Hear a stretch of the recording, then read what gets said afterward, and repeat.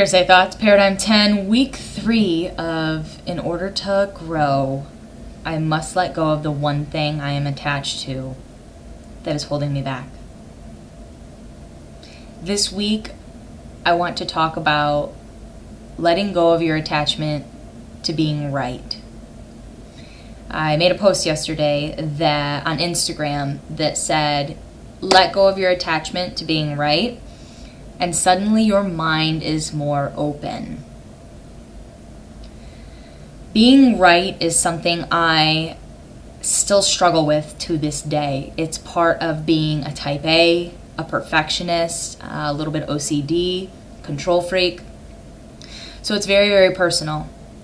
I know that my needing to be right stems from a childhood of lacking confidence, lacking attention, feeling like I was never good enough. And so this is my experience, and that is what cultivated my relationship to wanting to always be right or be perfect in everything I did. Now, that may not be the story for you. Being right comes in many ways, shapes, and forms, whether it's with your colleagues at work, say you're a lead on a project, whether it's with your siblings, whether you're a parent and it's to your children, or maybe you're an adult and it's with your parents. The thing about always needing to be right is that it restricts us and restrains us in a spiral that always will lead to judgment. And whether the judgment is self-worth, confidence, self-love, being able to feel accepted or worthy, and none of it is necessary.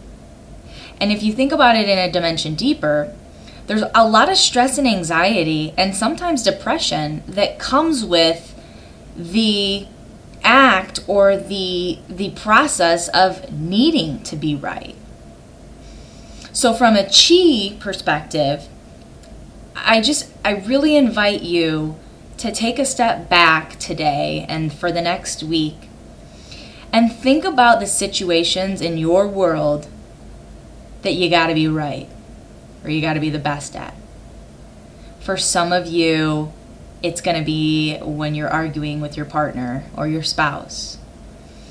You always have to have the last comment. For other people, it may be you always have to be the winner of game night.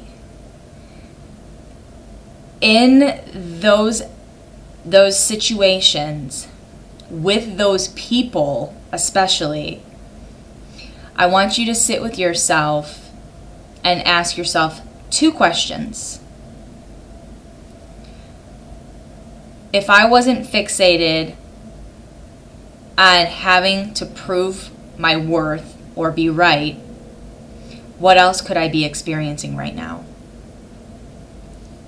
Usually like fulfillment, joy, peace, love, okay?